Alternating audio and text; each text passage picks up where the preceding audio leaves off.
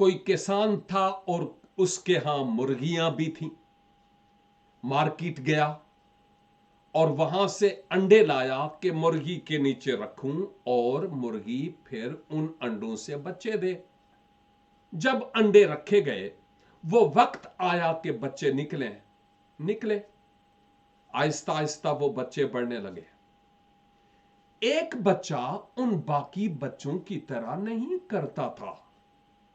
हुआ ये, कहानी है कि ये बाकी तो मुर्गी के बच्चे थे, लेकिन एक बच्चा उनका नहीं था, वो अंडा के ही उकाब का था। और जब ये मुर्गी के बच्चे यूं यूं जाकर गंद में अपने वो पंजे मारते थे, तो उसको नहीं पता चलता था कि मैं क्या करूं, क्योंकि उसकी नेचर मुर्गी वाली नहीं थी, उसकी नेचर उकाब वाली थी। उकाब पहाड़ों पर, बुलंदियों पर, चोटियों पर रहता है, गंदगी में नहीं रहता। अचानक से कहीं कोई उकाब उड़ रहा था और उसने जब नीचे निगाह की तो देखा कि वो तो उकाब का बच्चा है। झपट कर उसको पकड़ा और पकड़कर उसको पहाड़ की संगलाख चोटियों पर ले गया। वहां ले जाकर उसको कहता है, तू मुर्गी का बच्चा नहीं है कि गंदगी में तू हाथ मारे।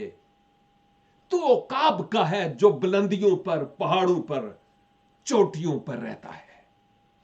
जब रब्बुल इज्जत मुझे और आपको देखते हैं तो हमें कहां पाते हैं? गंदगी में या पाकीज़गी में, बुलंदियों पर, चोटियों पर?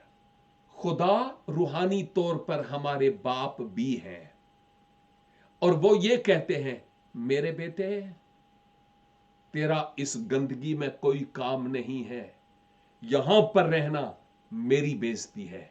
निकला इस गंदगी से और पाकीज़गी में अपनी जिंदगी बसर कर।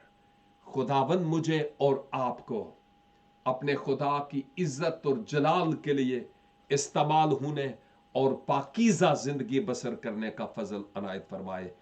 God bless you all.